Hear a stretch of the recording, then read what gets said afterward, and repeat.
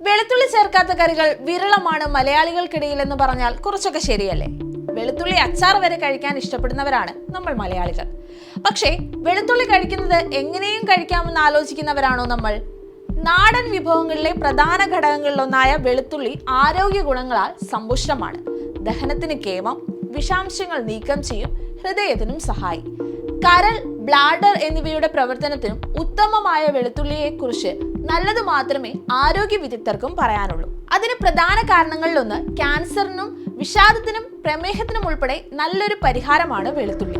കാര്യം ഇങ്ങനെയൊക്കെ ആണെങ്കിലും പച്ചയ്ക്ക് വെളുത്തുള്ളി കഴിക്കുന്നത് അത്ര നല്ലതല്ല എന്നാണ് വിവരം. അതിന് ചില കാരണങ്ങളുണ്ട്.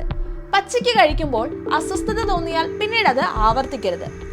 വിഷബാധ തടയാനടക്കം ഉപകരിക്കുന്ന വെളുത്തുള്ളി HIV മരുന്ന് കഴിക്കുന്നവരിൽ ചില പ്രശ്നങ്ങൾ ഉണ്ടാക്കിയതായാണ് റിപ്പോർട്ടുകൾ സൂചിപ്പിക്കുന്നത്. ശ്വാസകോശ സംബന്ധമായ രോഗങ്ങൾ, ന്യൂമോണിയ, കഫ്കട്ട്, ക്ഷയം, ആസ്മ, മലബന്ധം, ചെവിവേദന എന്നിവയ്ക്കെല്ലാം മരുന്നായ വെളുത്തുള്ളി പച്ചയ്ക്ക് കഴിക്കുന്നത് അപ്പോൾ അങ്ങ് ഒഴിവാക്കിയേക്കുക.